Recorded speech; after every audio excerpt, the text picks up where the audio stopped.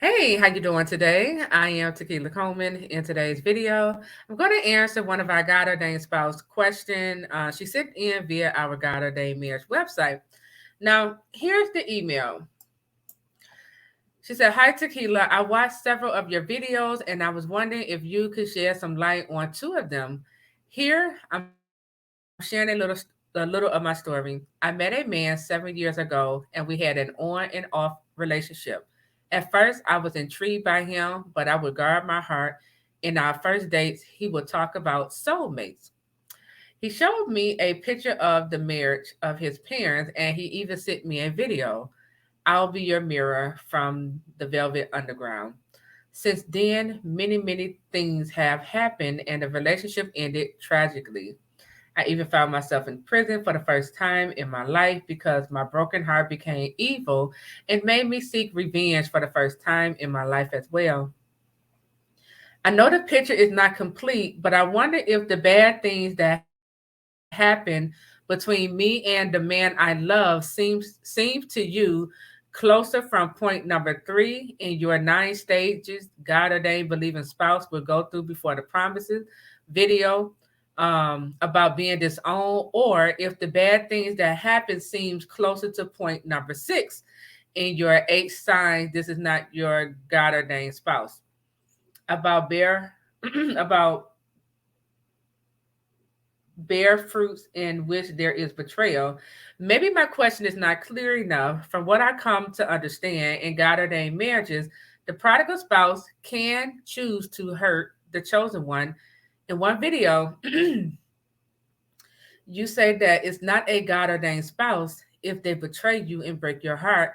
But in the other video, you say that a prodigal spouse can be used by the enemy. Do you see where I get confused? If so, could you help me have more clarity on the subject? May you be blessed by our Father that is in heaven. All right, so thank you for sending in your question. I can see why, I can see how you can be confused. And this is why I'm always, putting a lot of emphasis on really taking the time out to understand a prodigal, okay, so that you won't continue to stay in this confused state. Okay, now let me just say this: when we talk about a God ordained marriage, God ordained spouses are chosen by God. Okay. So we are not the ones who are choosing our spouses. Okay. God is the person who chooses our spouses for us. Okay. To walk into these marriages, and he's choosing our spouses. God is the one who is pairing people up, and he's bringing us together for his specific purpose. Okay. So we're not the ones choosing, these individuals. Okay. This is why you're seeing a lot of rejection because, it's a lot of stuff going on. Okay. In these God ordained marriages. Right. So, um, so I just wanted to say that, okay, because as you begin to talk about your ex, I didn't hear you say God revealed to you that this is your spouse. I did hear soulmate, but just because a person is your soulmate, that doesn't necessarily mean that this is who God chose for you, right? It doesn't necessarily mean that that is your God ordained spouse. So this is just my belief. I don't believe the 9 stages the believing spouse would go through before you see the promise. I don't believe that applies to your situation. I also now, I did do a video on the 8 signs. This is not your God ordained spouse.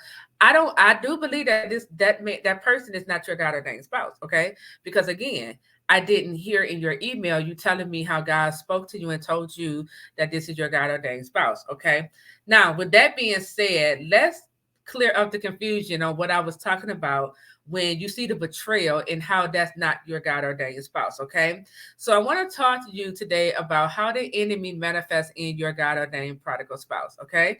And I'm gonna use the book Unmasking the Devil as a example. So, and you can think about your ex, okay?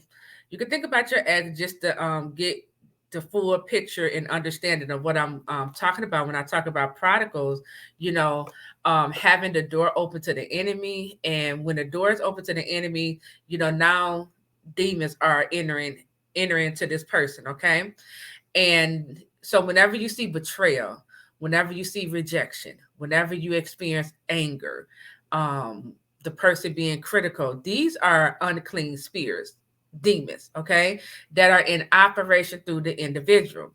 Now, where a lot of us get confused at, because when you are dealing with your prodigal spouse, they look like this. It looked like your spouse. But the minute you see the anger, sometimes disgust can be, you can see it on the person's face. You see they looking at you with disgust. You see the anger, they become critical. You now are up under heavy rejection. This is what we don't see.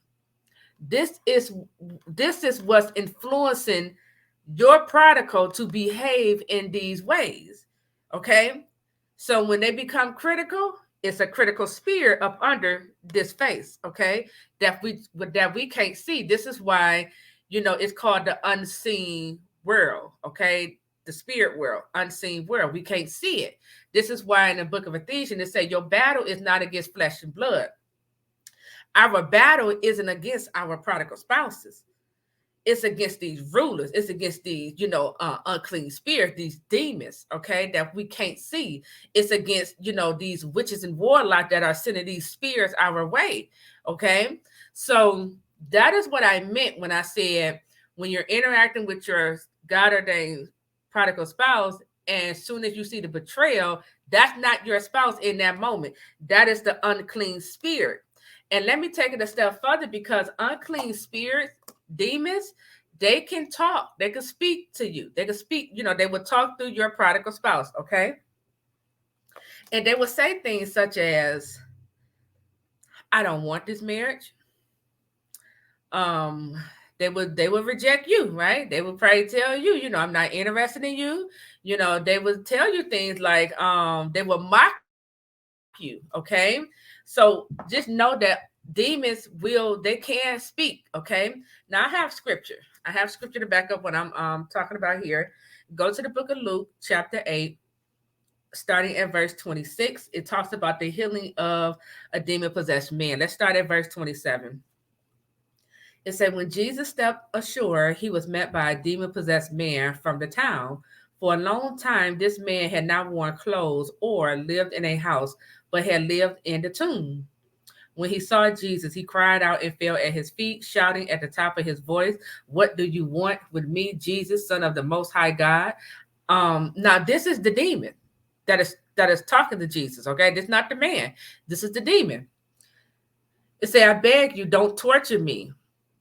Verse 29, for Jesus had commanded the evil spirit to come out of the man. Many times it has seized him, and though he was chained hand and foot and kept under guard, he had broken his chains and had been driven by the demons into solitary places. Verse 30, Jesus asked him, what is your name? See, Jesus already knew what he was dealing with. And he began to discern, okay, this is a demon that I'm interacting with here. So he asked him, what is your name? Legion, he replied, because many demons had gone into him. So in this demon possessed man was between 2 to 3,000 unclean spirit demons. Okay, it was 2 to 3,000 demons inside of this inside of this person. Okay, and demons are smart. Check this out. Verse 31. And they begged him. The demons began to beg Jesus. Okay, and they begged him repeatedly not to order them to go into the abyss. Why is that? Why is that? Abyss is the bottomless pit of hell. They didn't want to go back home. Okay. So they begged Jesus, don't send us back there. Okay. Verse 32. A large herd of pigs was feeding there on the hillsides. The demons begged Jesus to let them go into them, and he gave them permission. Come on now. So I hope y'all get this revelation, okay? So understand when you're dealing with your prodigal spouse, and like I said, whenever you see the betrayal, whenever you see rejection, the criticism comes out, that disgust on their face whenever you see them going from woman to woman to woman, all these different women. That is lust, the spirit of lust. Okay. Trying to think of some more things. These are just unclean spirit. It's the demons that are manifesting in your prodigal spouse. Okay. And so we have to get in the habit of loving our spouse but hating the demon. Okay, love your spouse, hate the demon. Okay, now I gotta shut this off because my I gotta charge my laptop up. So I hope that answered your question. I am Tequila Coleman. I'll talk to you all real soon. Take care.